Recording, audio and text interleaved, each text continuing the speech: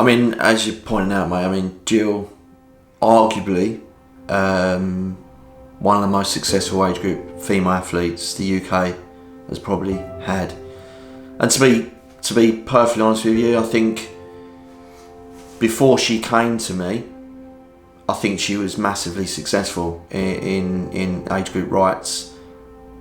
But my opinion on it was, she wanted to win Kona. She'd failed twice before, for different reasons. And the whole thing realistically was, I want you to coach me and I want to win Kona.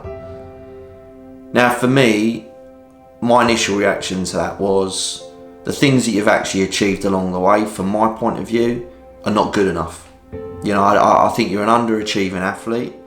And at the time we had a bit of a joke and stuff like that, and she thought I was just like talking rubbish. I said, what you got to understand, if you want to raise that level, all that what you've achieved is a part of the mishmash, really. You need to set the bar a lot higher.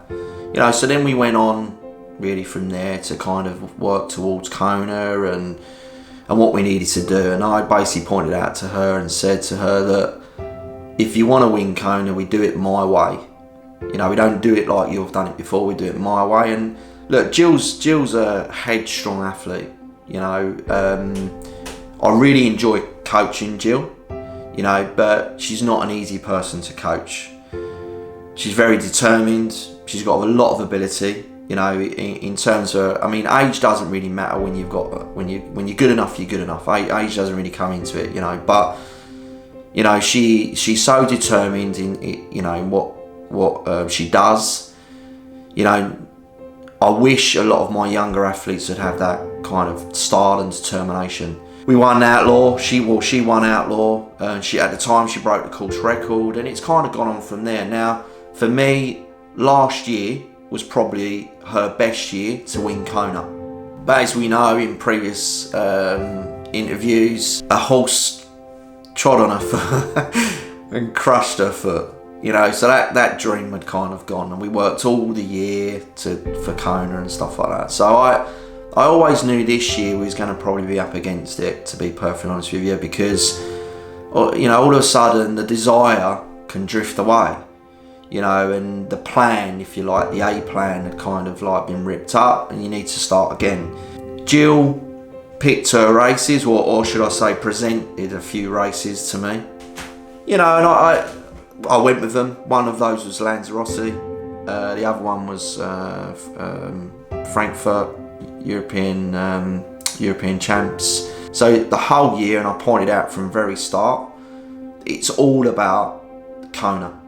So it doesn't matter what competitions are coming up, you're just going to have in your head, it is about Kona. And she went to Lanzarote. She was in no shape in Lanzarote, to be perfectly honest with you, because I wasn't training her properly on purpose. It played with her head, mentally it played with her head, but she went out there and she delivered. She won her age group, she qualified for Kona, so that was one box ticked. The next major race for her was Ironman Frankfurt, and she's probably, to be perfectly honest with you, around about that time, because I needed to push her on a little bit, I'd say about 50%. Again, she's won her age group, so she's become European Ironman champion at that point. And I knew then that I'd got her in a position throughout that year where we've achieved all the things that we wanted to achieve, actually only on half a tank. So I knew from that point then we was in a really good position to prepare the best we could for Kona. I gave her a race plan. I don't think she was massively confident about the race plan going into the race, but she executed the race plan unbelievably. Our athletes know the methodology, know what we're talking about there. So I wanted Gill to hold back as much as she possibly could do. The other ladies out the blocks, hitting it hard. I said to Gill, you just wait and you hold as much as you can. These girls will blow up, and when they blow up, you just go for it. And that's exactly what she did.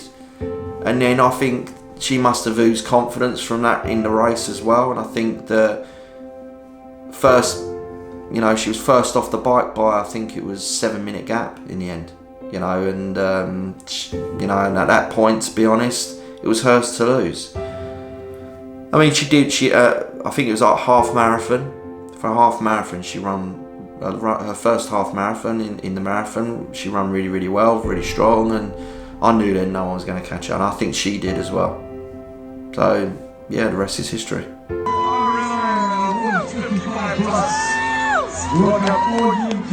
From Korea. You are